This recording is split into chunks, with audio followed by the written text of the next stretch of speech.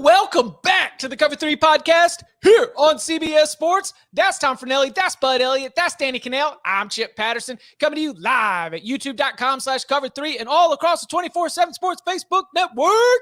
Thanks for hanging out. Smash that subscribe, smash that like, and come and join us in the chat. Subscribers only, VIPs only, cutting it up. We got questions already. We'll try to work them in throughout the show. Always love having everybody that comes to hang out with us live at youtube.com/cover3. We are not going to have a lot of newsy Mondays in May, but boy, we've got one right now because we've got things working on several different stages. Number one, the transfer portal is closed. Though you've got till Tuesday to still get the paperwork in, kind of like free agency or your taxes. But for the most part, we saw the last entries into the transfer portal on Sunday. Some notable ones. We will get to that.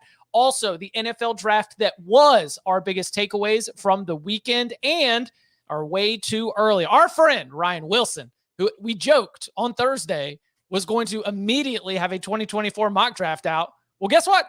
He's got it, and we're going to give you some of our thoughts on that. But let's begin with the transfer portal because some of the late names that got in at the very last minute, a lot of them come from one place. And so, as we have already gotten a chance to see, Heath in the chat asks, should Michigan State fans be worried about losing key players from the transfer portal? Key players including Peyton Thorne, who is the starting quarterback for the last 2 years, including the 11-2 New Year's Six Bowl run. It includes wide receiver Keon Coleman, who led the team in receptions and receiving yards, receiving touchdowns during the 2022 season, and starting cornerback Charles Brantley. Tom, you had a big old head nod when we asked Heath's question about whether this should be concerning. Before we spin this forward for Thorne, for Coleman, or for the other teams that might be interested in this, what's going on in East Lansing right now with Mel Tucker's program? I don't know I know what's going on, but I don't. It's not a good thing when spring practice ends and the guy who many were still like, the vibe I was getting was that Peyton Thorne was still going to be the starting quarterback in East Lansing this fall. He's hitting the portal. Keon Coleman, the guy who was probably, Jaden Reed got taken in the second round of the NFL draft this weekend. He's one of the best players on that offense last year at receiver. Keon Coleman was their other, there were two players on that offense last year. Jaden Reed and Keon Coleman. Jaden Reed's in the NFL. Keon Coleman is in the portal. He was expected to be the best player on that offense in 2023. And then Charles Brantley, your starting corner who, Michigan State secondary the last few years has not exactly been something fantastic. So you could kind of say, well, no big loss, but still it's an experienced starter, somebody that knows the defense. Losing him this late, not great. But obviously, the biggest loss is Keon Coleman. I think what's going on here is what you tend to see and what is just going to be the future of this sport, man. NIL. Somebody's coming and making offers, and these players are accepting these offers, or maybe they're just putting their name in the portal before the deadline, so that way they can weigh these offers and see if Michigan State wants to match, and then maybe they change their mind and come back, blah, blah, blah. I don't know. There is some sense that Keon Coleman could return to Michigan State. I don't know that I'm optimistic about it because I think that with the kind of schools, because this is somebody like Jaden Reed is a second-round pick. Keon Coleman could be a second-round pick. If Keon Coleman goes to the right offense, Keon Coleman, he was a four-star out of high school. He could be a first-round pick. He's big. He's got all the kind of traits you look for in a wide receiver on the exterior. So I don't think he's going to be back. The Peyton Thorne one, kind of a surprise. I think that if I'm a Michigan State fan, or not even as a fan, just as somebody following it, Peyton Thorne is a jag. To me, he's just a guy. There's nothing spectacular about him, but he's still also your most experienced option. So now if he leaves, Noah Kim and the Hauser kid, they're supposed to be Hauser. Mm-hmm. I'm so sorry. His name's Caton Hauser. Don't call him. It's a K, an A, an I, a T. It's all of the letters in Caitlin. And I'm not knocking him. I'm just saying I had to write a story about these transfers and your autocorrect all of a sudden messes it up. Caitlin. A redshirt freshman Caton Hauser and a third-year junior Noah Kim. And the takeaways from close to that program was that it was kind of a battle, but presumed that Thorne would end up finishing at QB1 after getting a good push from Kim along the way. So now Kim with much less experience, I guess, unless they go to get somebody else. I mean, it is not a lot of impressive depth right now at the quarterback position.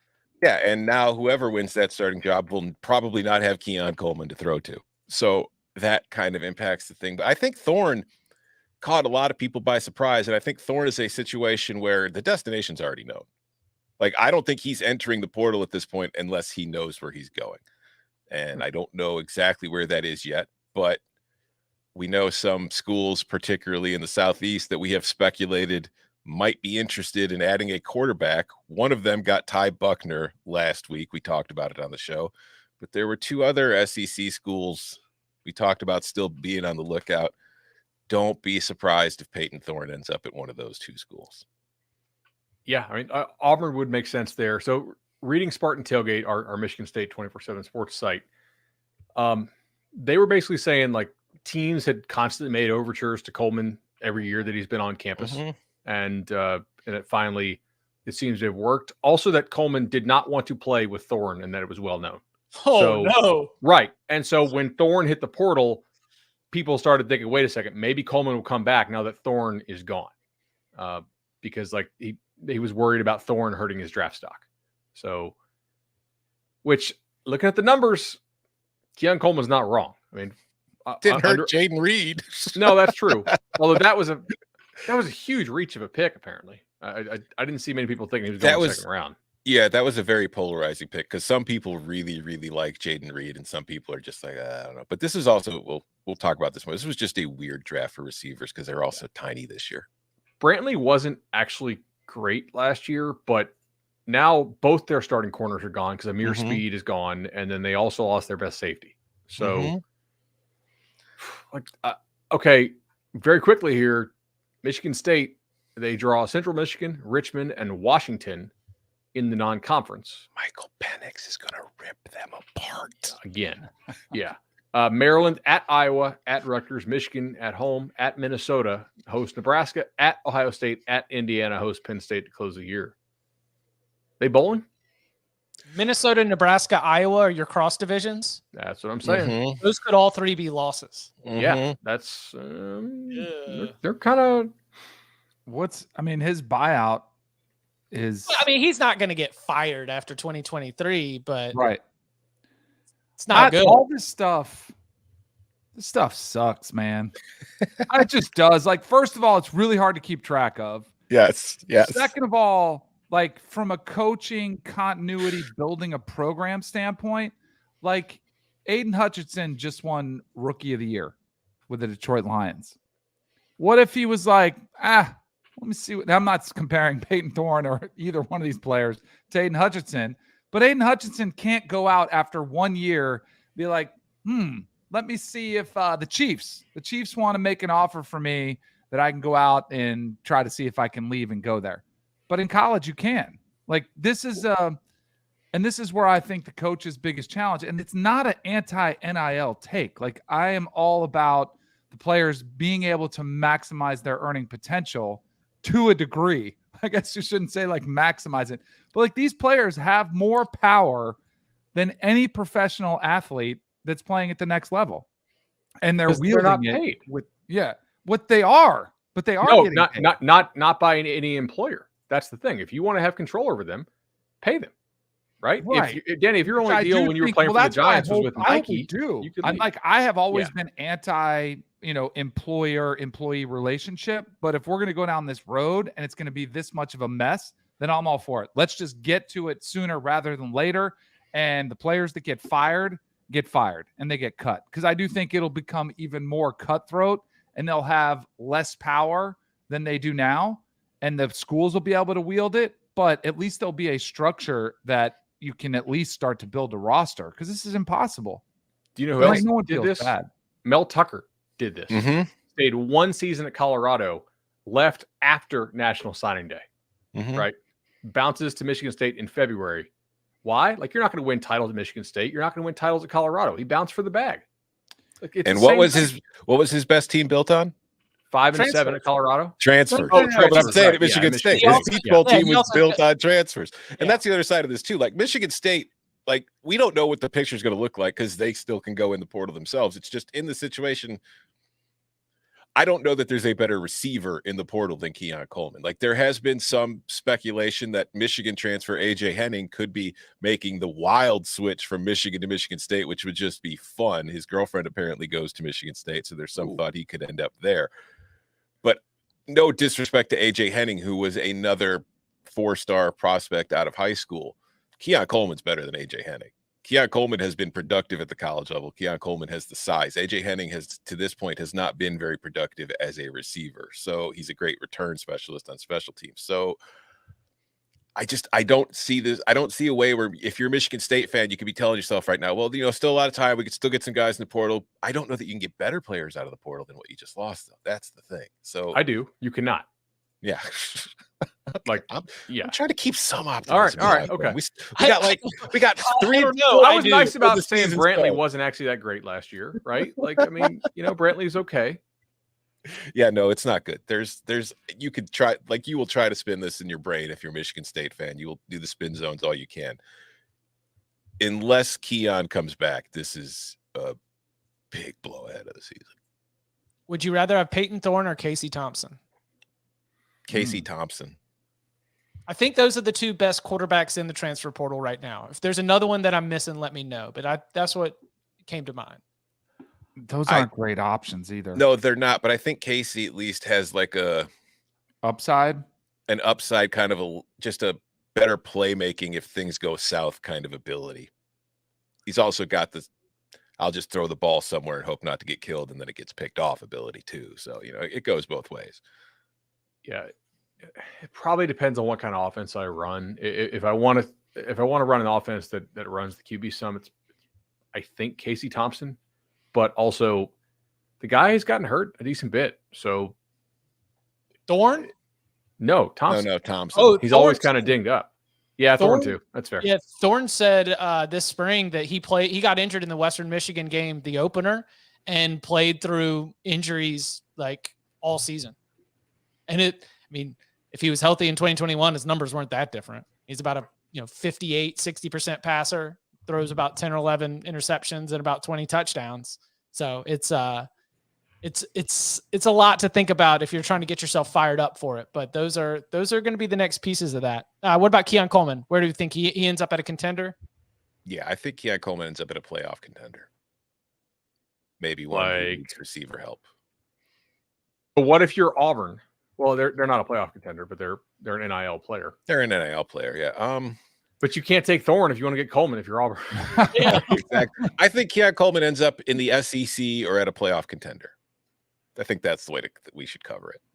Like maybe he ends up at USC if he goes out. That's the thing. There's going to be a lot of teams interested in Keon Coleman. He's from Louisiana, but LSU is loaded at receiver. Mm-hmm. LSU probably has the second best receiving core in the country, so for my money. So maybe Texas, so maybe third. But like, would he crack the lineup there? Would he play as much as he wants? I don't know. I mean, Neighbors is a better player than him. The couple guys Brian they got Thomas. behind him are really good. Brian Thomas, Kyron Lacey. I mean, that's a loaded room. So, and is Ohio State one? Just out of curiosity. I think Ohio State's got to be one. Yeah. Yeah. Okay. So like Ohio State and then LSU and Texas. Yeah, I can rock with something like that. What if he ends up at Colorado? I heard they got open spots. I could see that. They have open spots. Open spots. Speaking of, coming up on the other side, we open up our NFL draft takeaways with a second look at some comments from the Colorado head coach, Deion Sanders, plus our thoughts from the weekend and looking at Ryan Wilson's first 2024 mock draft. Next. Come and get it. So much new beavis. When are you going to put those needles in? Ow, my back. So much new butthead. Yeah, baby. Parenthood is cool. I now pronounce you husband and husband. This is the happiest day of my life. So many all new reasons. Hail, dimwit and earthling. To stay on the couch. Let the games begin. An all new season of Beavis and Butthead now streaming exclusively on Paramount Plus. Use promo code Nachos for 1 month free. Back here on the Cover 3 podcast. Saturday night, got a comment from Deion Sanders, head coach of Colorado, via the Twitter machine, in which he said he was, quote, ashamed of the other 31 NFL franchises who did not look to the HBCU ranks for players. Of course, he also said in that very same tweet, a congratulations to Isaiah Bolden, the former Jackson State star who was selected in the 7th round. So, this is just to give a little bit of background here. So last year, there were 4 players from HBCU programs selected in the NFL draft. This year, there was just 1. It was Isaiah Bolden from Jackson State. In 2021, there were 0 from the HBCU ranks. And since 2000, there have been 9 NFL drafts in which no players were selected from the HBCU ranks. A good sign of Deion in terms of being a developer of pro talent by having having Isaiah Bolden selected 1 year after Justin Houston was selected. Jackson State has players selected in back-to-back drafts for the first time since 1997 and 1998. So while there is, individually at Jackson State, a lot of enthusiasm for what Deion Sanders was able to do in terms of providing NFL draft opportunities for some of those players, the now Colorado head coach has decided to use his extremely large platform to sharpen some criticism for the NFL as a whole. What did we make of Deion's comments? They were very stupid. Okay. I thought they were very smart. Okay, now, he's wrong. He's wrong. But if I'm Deion, I'm saying the exact same thing, because in saying this, Deion is implying that the league that he just ran all over with Jackson State with a bunch of Power 5 backups and G5 starters is better than what the NFL thinks. So it makes it look more impressive what he did at Jackson State. The NFL does not have a bias, I don't think, against HBCU players. Titus Howard went in the 1st round. He's been really good for the Texans. Darius Leonard was a 2nd round pick. There's no downside to Deion saying this. It makes it seem like he did a better job at Jackson State than he did. And he did a great job at Jackson State. But people are like, oh, that was HBCU. That was a SWAC. And that's a pretty bad division of the FCS, and the numbers would agree with you if you say that. So Deion wants to make himself look better. It's very self-serving, and I think it's very smart to say. I did look at what ESPN had as the top 5 HBCU prospects. This is an article from Jordan Reed, who covers it and covers the draft for ESPN. And their combine stuff and their pro day stuff really didn't measure up, right? Isaiah Land from FAMU ran 4.62 at 236 pounds. Now, I think maybe you can make an argument he could be drafted in the later rounds, potentially, because his production was really good. Aubrey Miller, the linebacker, ran 4.71 40 at Jackson State's pro day, not the combine. 4.6 shuttle, 7.3 3-cone. Mark Evans is a guard, 6'2", 303, so that's pretty small for a guard. Ran 5.44. That's not a good time for a guy with that size. 32-inch arm, which is short. 4.92 shuttle. 19 on the bench press. If you have short arms and you are a guard and you're not massive, I'm going to need more than 19 on the bench press. Shaquan Davis, NFL.com described him as a tape littered with drops. He had a 4th percentile shuttle and a 14th percentile 3-cone. And Jadakiss Bonds, who has an awesome name, by the way. Crazy name. Just incredible. Ran 4.63 at his pro day. And I don't have any other information about him. Reed listed him as a big-time deep threat, which 4.63 would not agree with. So I think it's very possible that this was just not a great year for HBCU prospects. We have seen the NFL draft guys from the HBCU and draft them highly when they test well. Mm-hmm. I think they're stupid comments because it implies that the NFL has a say in where the players go. The NFL doesn't care what school you went to or what conference you played in. They're drafting you based on your ability. Yeah. If Jalen Carter went to Jackson State would have had a 1st-round draft pick. Jalen Carter went to Georgia. It was the player who chose the school he went to. So I don't think there's any onus on the NFL to draft from any particular conference or any particular school. They're going to draft the best players that they can find. And frankly, for some of these kids, if you're like a fringe 7th round kind of prospect, I'd rather not be drafted. I don't want to be a 7th round pick. I want to have a say in where I get to go as a free agent, where I think I actually have a shot to make the roster. I don't want some team drafting me as a practice body so they can cut me 3 weeks into training camp. So I don't know. If these kids are good, if they can earn it, if they have the talent, they will get signed as a free agent. They will make the team. it's fine. I just hate the NFL should be ashamed of themselves. The NFL should be ashamed of itself for not drafting enough Sun Belt players. It's great marketing for Deion, though. I mean, it's a no-lose thing for him to say. Right. I think it's really smart for him. Well, I think it also, I mean, it makes him look like, and he also, I mean, he specifically referenced 3 more players at Jackson State who should have been drafted. Like, he's taking up for his guys that he had there.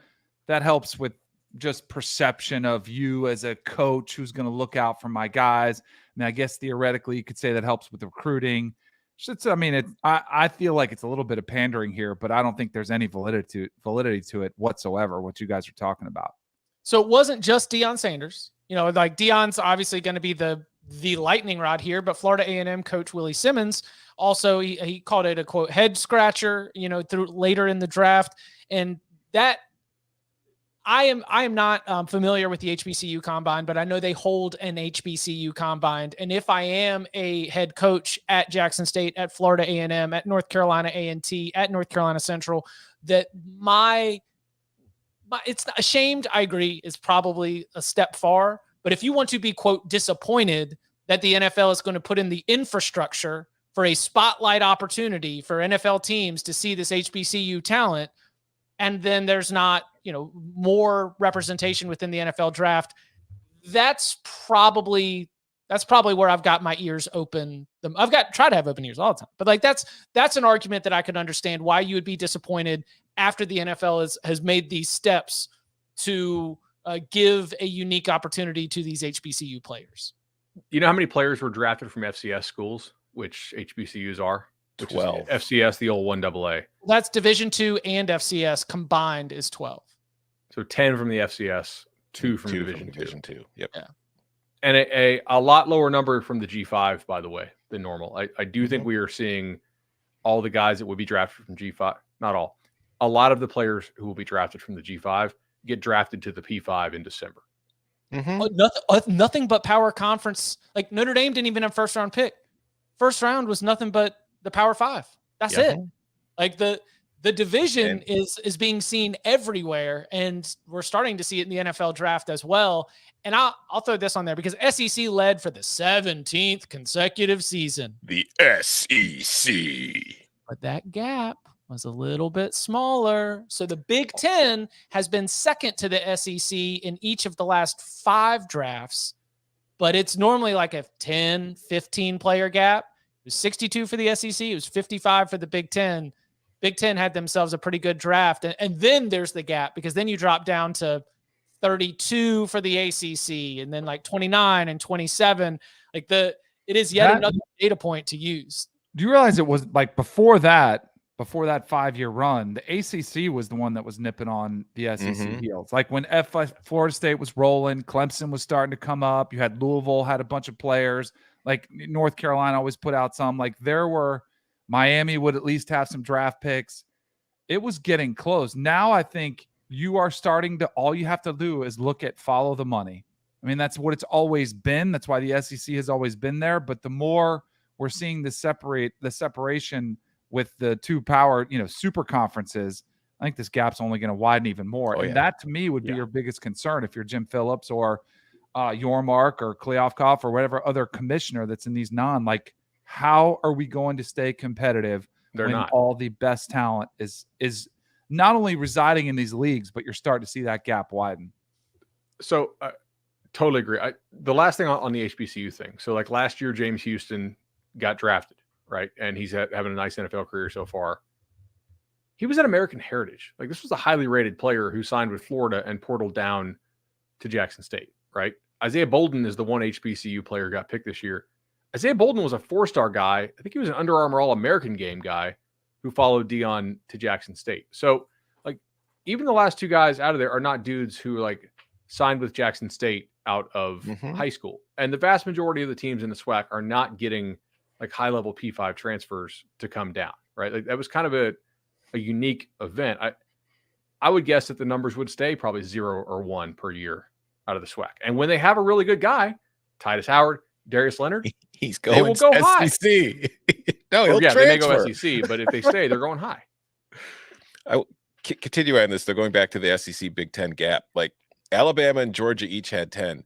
You know who was third with the most players selected? TCU. TCU Oh, TCU. How many did they have? 8. 8 or 9.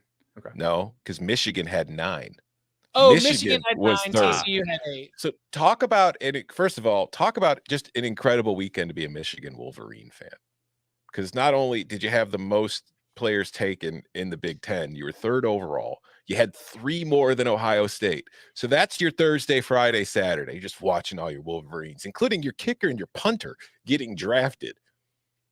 Blake Corum's still coming back too. But then on Sunday, Michigan State has a bunch of players enter the portal. Was this the best weekend to be a Michigan fan since like winning the Big Ten? Like this was just the best offseason weekend they've ever had. It's the best weekend of the 2023 calendar year for a Michigan Wolverines fan. It's like no doubt about it. They're also still number 1 in recruiting right now. Yeah. Jeez. Over Ohio State. By the way, the TCU being the third most, I thought was interesting because when Cincinnati made the playoffs, they were the third most as well, I think, like with around the same 8 or 9 players. I think that shows you, man, teams value winning. Like if I was a coach that wasn't at Ohio State, Bama, or one of these kind of just under the radar, I would sell my team on like the NFL looks for winners. Like, and I know there's a lot of temptation to leave to other places, but if you have success here and we do something special, you guys can get, you guys can take the NFL, you can take off to the NFL from here. I think I'd be selling that because, I mean, it's really hard to sell. If you can't match dollar for dollar, what do you sell? I think that's what you motivate. I think there are 2 ways to look at that. Cincinnati and TCU, first of all, yes, they won and they got to the playoff and they were playing against the teams that the NFL teams were scouting. So the NFL teams are seeing all these other players. Yeah. And also, so you get seen more, which is, let's be honest, like there's 1,000 scouts, but they can't see everybody, even in this day and age where we've got everything on TV. But also the other side of it is Cincinnati and TCU were Cinderellas because they had teams full of NFL caliber players. Like probably competition had both. That's what I'm saying. It's both things. It's not just it's the winning is important too. But yes, it's like no, Cincinnati just had really good players, and then one of Cincinnati's best players from that playoff team didn't get drafted at all. Ivan Pace did not get drafted this weekend. So, did you see what Brandon Staley said, the head coach of the Chargers? Oh, the TCU Chargers. Yeah. Did you see why he said that? They asked him about it, and he was like, "What?" He's like, well, TCU is like they're right there on par with Alabama and Georgia as one of the top programs in college football. And I don't know if there was any reporter in there that like covered college football that could like enlighten him on that one, but did not make the most sense. Brandon Staley might not want to show up at a pro day at Georgia or Alabama next year. He might get some dirty looks. Before we get into the 2024 outlook and sort of the mock draft world, thanks to our good friend Ryan Wilson, what were some of the other general draft reactions that you had to the weekend that was? Tom, you mentioned the wide receivers. There was a run on them. What made it weird to you? It wasn't a very good wide receiver class to me. Like it was from a trait, going back to kind of what we were just talking about a minute ago. When you look at the NFL, the way that the draft works, it's not all that different than the way recruiting works. Like when Bud is projecting a kid in high school as to what he's going to be, you're looking for specific traits. You're looking for size. You're looking for frame. And then you've got the measurables, the 40, all that kind of stuff. Well, that's what the NFL typically looks at. And when you looked at this year's wide receiver class, whole lot of dudes who are 5'8" and 5'9" in this wide receiver class. Now, maybe that's part of the game that's changing, and we're going to see smaller receivers, shiftier guys. But it's just, it was an odd wide receiver class for me. And that Jackson Smith and Jigba, like the first round guys, like what we knew JSN was going to go in the first. Pretty much everybody thought Quentin Johnston was going to go in the first. But then I feel like when we talked about Jaden Reed and the polarizing nature of it, I thought it was just a lot of, whatever your flavor is of a guy that you're looking for, whatever specific trait you were looking for. There really wasn't a lot of sense to me on it. I did think the funniest part was Jalen Hyatt going a pick before Cedric Tillman, because I had just sent a tweet that said, I would rather have Cedric Tillman than Hyatt if in just, personally. And then a second later, Cedric Tillman was the pick. But yeah, other than that, my biggest takeaway from the draft was it was just very happy for me to see all like Devin Witherspoon in the top 5, first Illini player to go in the top 5 in a long time. 3 Illini defensive backs in the first 66 picks. It was like everything I was telling everybody about the secondary all year long, in which they thought I was just being an Illini homer, which I am, but I was not being an Illini homer about the level of talent on that defense. And see the draft kind of validate it was nice. I thought we had this discussion on Thursday or Wednesday, whatever day we did the NFL discussion as far as positional value. And like the track record for first and second round tight ends is pretty terrible. And a lot of your best tight ends in the league were not drafted highly. They were not top 100 picks. So I think it's interesting that teams, because tight ends are so cheap in the league and because the predicted nature of where they're drafted does not seem to hold very well, they still passed on guys that we all thought were pretty good tight ends, right? Michael Mayer goes second round, right? Musgrave goes second round. I think only Kincaid went first round, correct? So they still, even though this is not a good receiver year and we thought it was a good tight end year, the NFL still said, hey, we have to pay receivers so much more if we get them as free agents that we'd rather have the lottery ticket on a receiver than have the certainty of the tight end, because the difference between like the best tight end on a rookie deal and going out and getting a good one on the free agent market is relatively small. If we have to go get a stud receiver on a free agent market, it costs us a ton. So I think that's some of this draft stuff is really influenced by the new CBA, right? Like you may have guards who you have rated as a player much higher than a tackle, but if you take a guard in the first round, you're kind of doing it wrong because of how cheap they are on the free agent market. Danny, what stood out to you? I want to get Stetson Bennett in. I was going to, we'll get to the Eagles and building Georgia North, but Stetson Bennett going in the 4th round to a situation that needs a future after Matthew Stafford.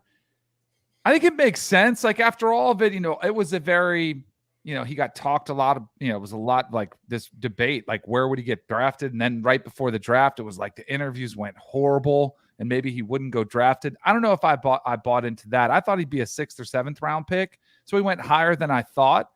But man, so many times it's not about where you get drafted, but where you get drafted. And I think that's a phenomenal opportunity for him, because who knows how Matthew Stafford's health is going to be. He's going to go into a system in one of the brighter minds of the NFL. So I think it's great for Stetson Bennett. And a building that he just absolutely cut up TCU in. Yeah. What was the bet here, by the way? Because like I thought I remember we did something. 20 grand each. Okay, 20 grand each. Right. You take crypto, right? Like I don't see it on our bet sheet here, but like I thought we did do something. If you're a listener and you can find the episode, pull that for us, because I don't have it on our sheet. But it was a good premise to the bet that Jake Fromm went in the 5th. Tom said he'll go higher than Jake Fromm, and so right. He went higher than Jake Fromm. He's Jake Fromm with 2 natties. Of course he's going to end up going higher than Jake Fromm. Jake Fromm didn't win 2 natties, but that was the bet. We can figure out exactly where they settle. So what did we make of the Philly Dogs? It's awesome, right? As a college football fan, you just have to sign up for the 1 p.m. window. Like I do not promote anybody's product except for watching whatever CBS game is coming right to your channel and signing up for Paramount Plus. But I got to find me some Philly games, because this is getting a little absurd, and I think I'm here for it. Personally, it was not awesome for me. Like, what did I talk about on Thursday's show? I said I was dreaming of a scenario in which the Bears, after trading down from 1 to 9, find themselves in a spot where they can draft Jalen Carter at 9. And there we were, which, by the way, after I nailed the first 3 picks in our little segment last week, all credit to me. There they were, sitting at number 9 with Jalen Carter on the board. And they traded down a spot to 10 and let the Eagles take him. And I have nothing against Darnell Wright, the tackle that the Bears took from Tennessee, who I like a lot. But I swear to God, if Jalen Carter turns out to be a monster, Darnell Wright better be the best right tackle in the history of the NFL, or I will hate him forever for no fault of his own. It was heartbreaking. Like, clearly the Bears were not interested in Jalen Carter. They literally traded out of the spot to let the Eagles take him. But man, I was so close. I kind of thought it was unbelievable. I would just say, like, didn't the Raiders, didn't they try to, like, they drafted a ton of Clemson players. I think Mayock was there, and he was like, we want winners. And it was not great, like, for Mayock. Like, You can try this philosophy. I was thinking about this. The Tampa Bay Bucks, back when they won the Super Bowl with Brad Johnson, they had they didn't go Florida State only. They went like Florida State, Miami, and Florida. They were big in state, and it worked really well. Derek Brooks. I mean, there was a laundry list. Warren Sapp, guys that, were incredible players, and they all came from winning programs at the time. I would just say it's more about, and I also wonder if there's a relationship. Maybe it's Howie Roseman with somebody. Maybe it's a personnel director, somebody in that office who really trusts the evaluation of Georgia's staff that says, yeah, this is the guy. And like getting Nakobe Dean last year where they did, when he started dropping, everybody's like, what's the problem? Very similar, totally different reason. But like, they probably have somebody that's like, nah, don't listen to anything. Take the guy, they have somebody they trust, and it's worked, Well, that's what I thought with the Keely Ringo pick, because Keely Ringo's draft stock going into the draft was lower than it was at the start of the college football season. But if you've been watching all that tape to be able to get Nolan Smith, to be able to get Jalen Carter, you're probably like, well, Keely Ringo here in the second, that seems to be value. Where I wondered if it was a bit, because didn't they trade for DeAndre Swift too? Yes. Mm-hmm. Yeah, that's ridiculous. Okay, yeah, this is where you've gone too far here. But to go and follow that up with Ringo, so you've got a third Georgia player, 5 over 2 draft cycles, and then add a capable. I mean, what Swift and Jamal Williams were there in Detroit, right? Like kind of a RB, like 1A, 1B type situation, but a starting running back caliber player. It's an impressive little experiment that they've got going on around Jalen Hurts.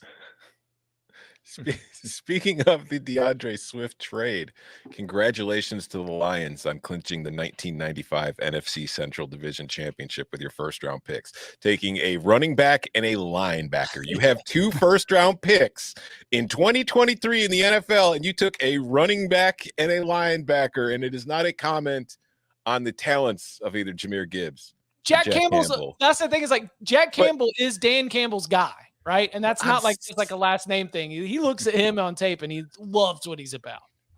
It's running backs and linebackers. Like, linebackers are literally the running backs of the defense. You don't use first round picks on them. They're easily replaced. As a Bears fan, I loved the picks. So go Lions. I think it's interesting because in the NFL, there's the AFC is stacked with quarterbacks, with guys that can throw. The NFC is not. And maybe the NFC, and I hope this does happen, where you have 2 different styles of play. Like we've talked a lot about, like Big Ten versus SEC, speed versus power. There are a lot more NFC teams that seem to be going to the run game. Like, let's visit, and that clearly is what Detroit wants to do, play action pass with Jared Goff. And now they've gone this way. So maybe there's just a difference of personalities and like the way the teams are made up. Is it a 49ers model? Like almost like a Shanahan influence, maybe, where you've just like, if the 49ers can build it up and Brock Purdy can guide that thing and land the plane, then might as well. Yeah. Speaking of the Lions, shout out to Hendon Hooker. I think that's a pretty good spot for him. Yeah. Yeah, no, it's a very sensible. He's he's a Jared Goff-esque kind of player, and he'll be a great veteran mentor for Jared Goff. He's not older than Jared Goff. He's like, no. 20. Yeah. But what? Let's play a game. We know Hendon Hooker is 25. Do you know how old Jared Goff is? 28. 28, exactly. Jared Goff is 3 years older than Hendon Hooker. Jared Goff's been in the league for 7 years? They watched the same TV shows growing up. That's for sure. They got a lot in common. They got a lot of stuff they could talk to each other about. Coming up on the other side, we turn our attention forward to the 2024 NFL mock draft season. The players that we are going to be covering here on the Cover 3 podcast this fall. Where does Ryan Wilson think they're going to stack up next to each other? Next. A Paramount Plus subscription is now included with your Walmart Plus membership. Tell the world what happens when they cross me. For no additional cost, members get a mountain of entertainment. Are you accusing me of something? This is great. Sign up for a Walmart Plus membership and watch all of this and more with your Paramount Plus subscription. I'm gonna trust you on this.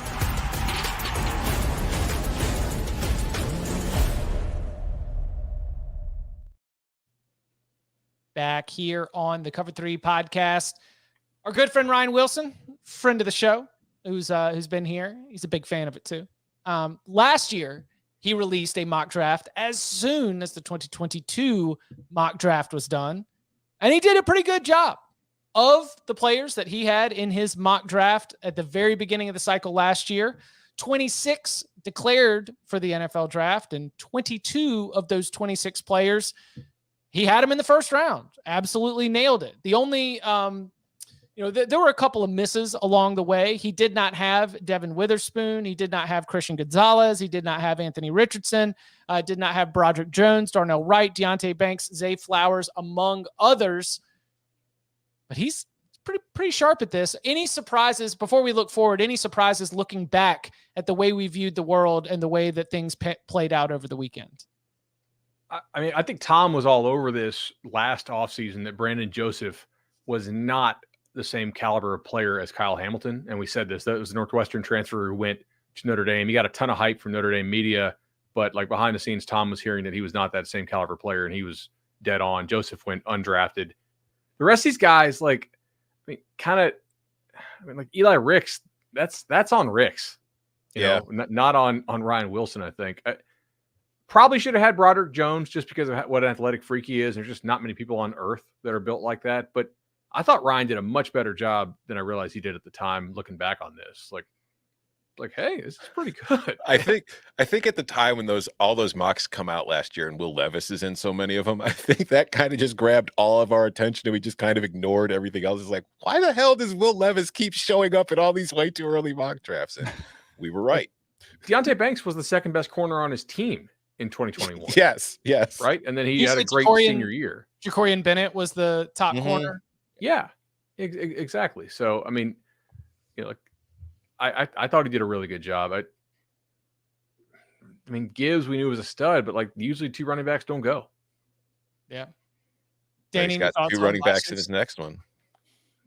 I think it's like a cautionary tale, you know, especially when you look at the QBs who are on here. Some of the guys that, you know, are coming like Tyler Van Dyke, Phil Jakovic. Like there's some names on here where Spencer Rattler was probably a head scratcher a year ago. Like, what are we basing that off of? But I just think it's one of those things where if you could, like, I think this is why you see there are busts in the NFL. You know, like it's just one of the hardest positions to evaluate, which is why it is very temporal and temporary when you see some of these valuations that take place. The 2024 mock draft from Ryan Wilson will be available on cbssports.com. If you're watching live, it will be available shortly. If you're listening to this later, it should be up over there. But just for those who are listening and doing chores, going on a walk, whatever you might be doing, he's got Caleb Williams, number 1 overall. He's got Marvin Harrison Jr. going at number 2. Woo, boy. Both the same team. Are the Cardinals going to have? Yeah, because the Cardinals have Houston's first round pick next year, so there is a legitimate shot they could end up with the top 2 picks in the draft. Yes, he's got Drake May from North Carolina coming in at number 4, Brock Bowers from Georgia coming in at number 6, Jared Verse from Florida State, Dallas Turner, a couple of pass rushers at 7 and 8, Emeka Ibuka, another Ohio State wide receiver going in the top 10. He's got them at 9. J.C. Latham out of Alabama. He's got him to the Patriots, but right there in the top 10. Other notables include Quinn Ewers at 16, followed by Bo Nix at 17. And as you continue to scroll down, let's see, Travion Henderson from Ohio State as a first rounder late at 28. Michael Penix, a very late first rounder at 31. What stands out about what he's got so far? If Bo Nix is a 16th overall pick, I will grow out my beard and I will never shave again. There it is.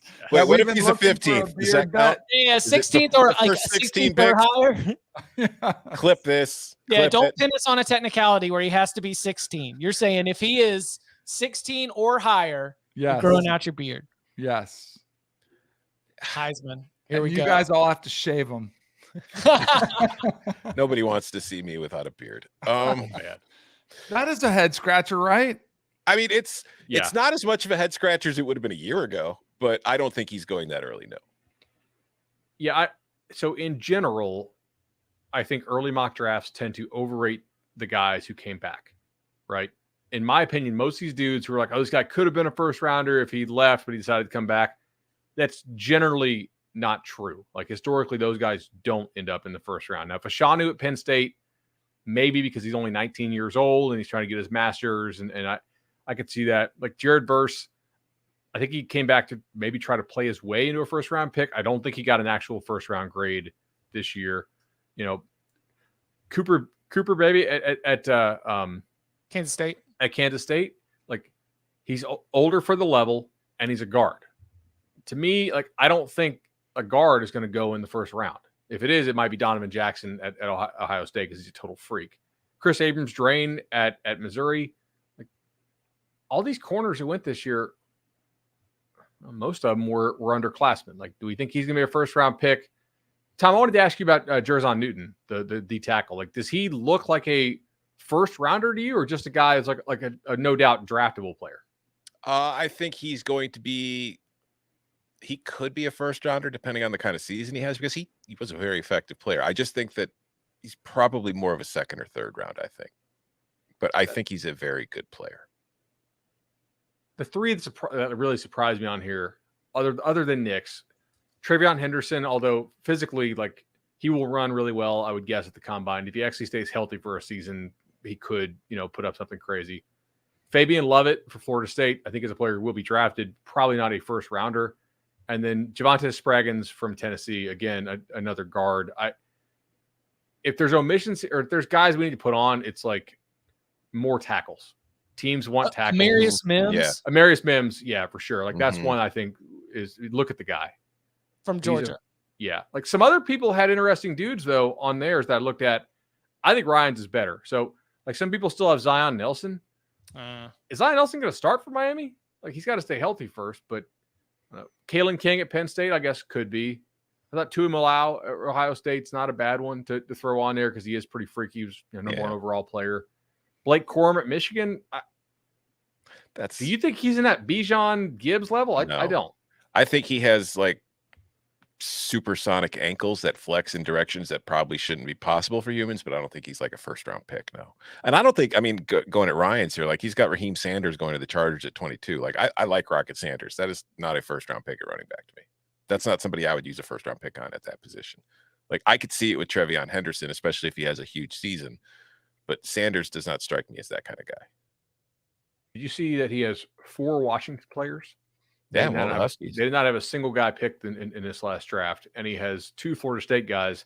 They didn't have a guy picked in the top 140. They both won 10 ball games. He has 3 Bama guys, which drove home the importance of that Alabama quarterback competition. Because if you've got, J.C. Latham, first round talent on the offensive line and a better offensive line, if you've got Kool-Aid McKinstry as graded out as one of the best defensive backs in the entire draft class, and then of course you've got Dallas Turner as a freakish edge rusher, that was like my college football brain takeaway from looking at the 2024 mock draft. Yes, Washington was a big one, but I think we were already considering Washington to be on par with USC and Utah and Oregon right there at the top of the Pac-12 before Alabama, a team that Bud Elliott has famously said is the second best team in the SEC West heading into 2023.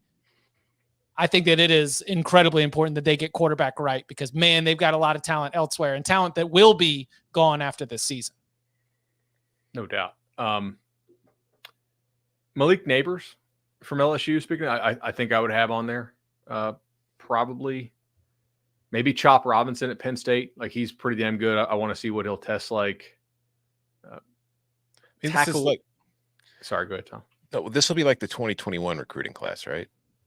Yes, which is going to be weird because that was the high school senior year was the bid class. Yeah, so this is going to be a hard one to just kind of judge a year out too. So Kyle McCord, like if you just look at what Ohio State's done at quarterback in the last few years, if he takes over the starting job and has a huge season, he could end up as a first round pick. I think looking at the guys on here, we're going back to Danny comment about Bo Nix. I think Michael Penix will go before Bo Nix, and I also think a guy like Michael Pratt could sneak into the first round because he has the frame and the athleticism. Like, to me, Michael Pratt is a lot doesn't have the overall arm strength near it. But to me, Michael Pratt is a lot like the Will Levis-y kind of prospect in that, you're just kind of looking at what he can be still. But I think that if he didn't play at the SEC, so he's not going to get nearly as much kind of, this kind of hype a year out from the draft. But Desmond Ridder got a bunch of buzz and wound up getting himself drafted pretty high, right? Yeah, second round. Second What round. about Jaden Daniels? I think he's somebody, if he builds on what he did last year and, LSU is good again, if they win the West again, I think he's got a chance to catch some eyes. He's taller. He's 6'3". He's got the size for sure. Yeah. He had the pedigree coming out. I mean, he was a highly rated guy. I think if Nussmeier was starting, Neighbors would be on Ryan's list, though. Like Daniels underthrows Neighbors all the time. But like if he fixes that. Was Nussmeier really about considering the transfer portal? I saw one of the, there's sometimes. I don't know. Sometimes the way a story is presented is interesting. Back to the Tyler Van Dyke. Like, you didn't put your name in the transfer portal, but then all of a sudden there's a story that says, Garrett Nussmeier is not going to be in the transfer portal. Maybe that's just because it was a crowded quarterback room and you wanted to create some clarity. But I did see that earlier today, just sort of another one of those. If there was any, concern, he says he is on board for this season. Sort of speaks to what, but I know you've been hinting at or saying out loud. Forgive me if sometimes I lose track of these things, but that Nuss is as good as Jane Daniels. And that if Nussmeier starts, that would not be a huge shock to you, right? Yeah, I think he's at least as good of a prospect. Now, Daniels does run around a lot better, but I think Nussmeier throws the ball better. What about I kind of think one of the Clemson linebackers could go. I don't know if it's Carter or Barrett, depending on how they play senior year. Those are dudes who could go first. Wasn't a great draft for Clemson defenders this year. No, it was not. I mean, there was a lot of guys that were high, like the traits guys coming out of high school that just didn't really kind of like Miles Murphy. Well, he was a first round pick, right? He got taken in the first, but it's But you look at Trenton Simpson was a guy that a lot of people had mocked going earlier. He fell to the middle. There's just, I don't know. That's just something to keep an eye on there. It'd be nice for Clemson to have a bounce back in that aspect. Well, they had Brian Brzee too. Yeah, Brzee, true. But when you look at where those guys came out of high school as highly rated, those were like Brian Brzee was a guy I thought. I mean, the injuries obviously played an impact on that, but that was a guy I thought was like a top 10 pick for sure. I got another one that I heard that I think I would take the over. Brock Bowers, you said it's 6th, mocked 6th overall. Mm-hmm. I don't think there's any chance that happens because of size. Yeah. He's only listed at 230. I know he's fast, but I think he's maybe a little bit one-dimensional for what they're looking for at the next level to be taken that high. All right. Well, on that train, who on his first round mock do you think is too low? And like you've mentioned, guys you think is too high. Who do you think he has too low? Oh, Quinn Ewers. Quinn Ewers can be a top 10 pick. Yeah. I mean, he's at 16. He's not far, but if Quinn Ewers has the season that, our most bullish expectations of Texas are, Quinn Ewers leads Texas to an amazing season. You're taking him in the top 10.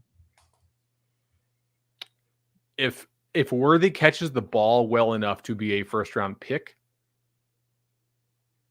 15 will be low because of what he will run. Like if he catches the ball, shows the progress that, hey, he's first round pick worthy, he'll be top 10 because what he's going to run at the combine will be ridiculous at, over 6 foot.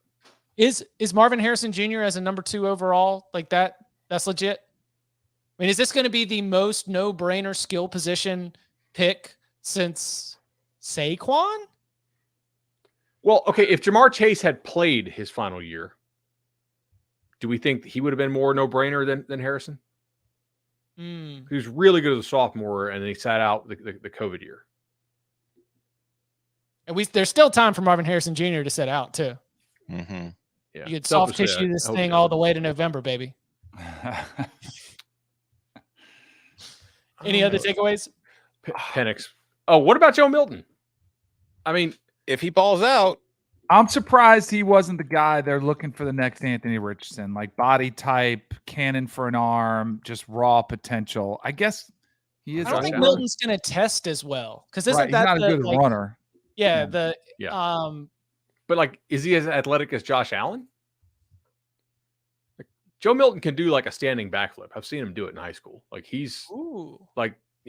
I always thought like this Careful, guy. that's why Anthony Richardson got hurt. I know, Right. like he could play tight end though, like not in the NFL. But my thought was always like, this guy athletically is pretty damn big and moves. He's not AR, but like I think he could be Josh Allen testing numbers potentially. Brendan had a good.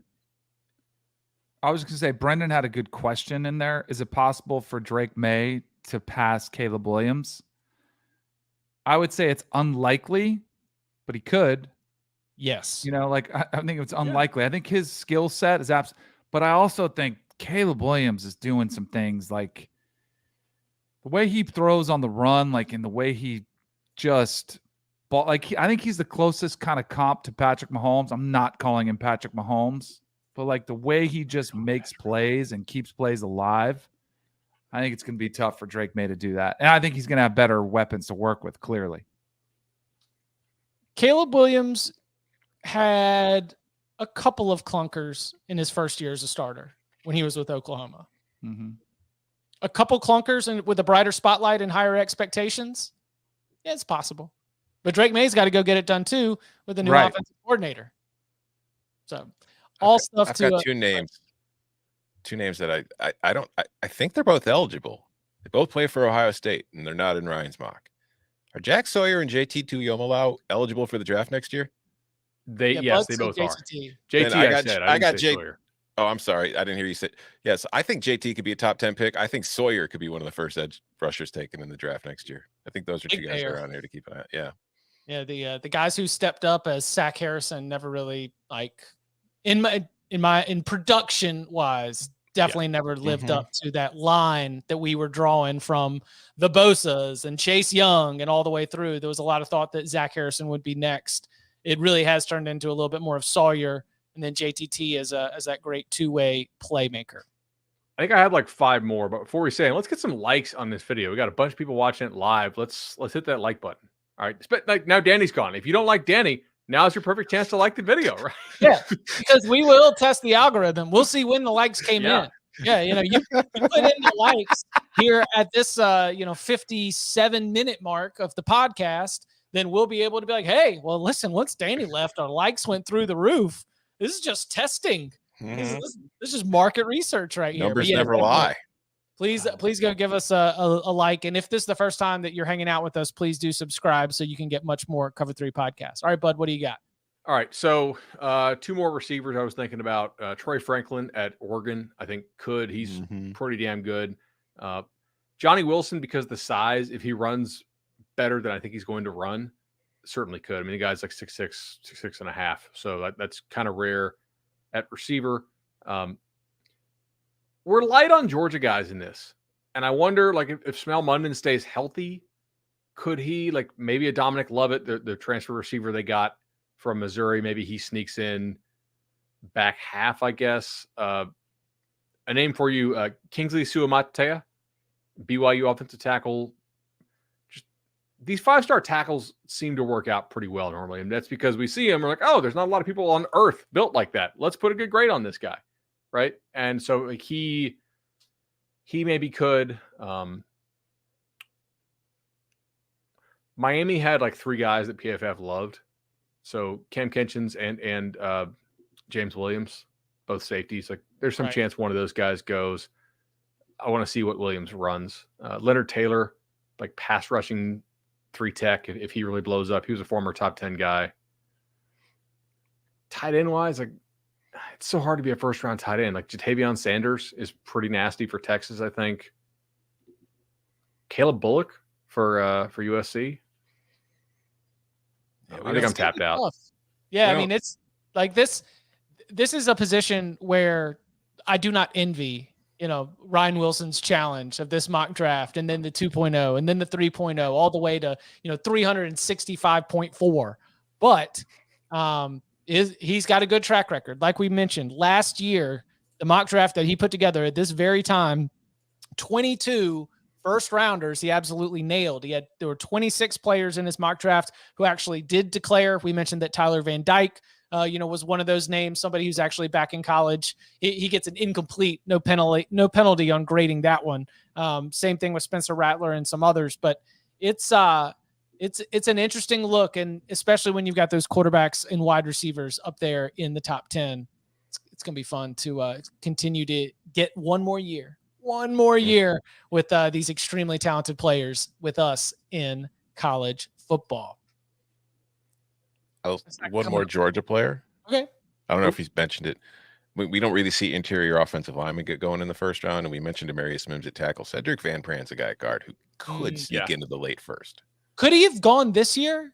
I think he would have been drafted. I don't think he would have been. He was not eligible. Oh, he could have gone, yeah, but I think that's what I was saying. He decided to come back. Mm-hmm. My line on him was that his decision to come back was a huge boost for Georgia, and of course the effort to three-peat. See, that's what I would do if I'm Ryan next year. If I'm doing my too early mock draft, I just look at the Georgia offensive line depth chart and put 3 of those guys in my first round. That's really just a solid way to go. It's not bad. You're probably going to come out looking smart. We will be back on Wednesday, 11 a.m. Eastern time. Come and hang out, and you can follow him on Twitter at Tom Fernelli. You can follow him at Bud Elliott 3. You can follow me at Chip_Patterson. Gentlemen, thank you very much. White Sox, hottest team in baseball right now.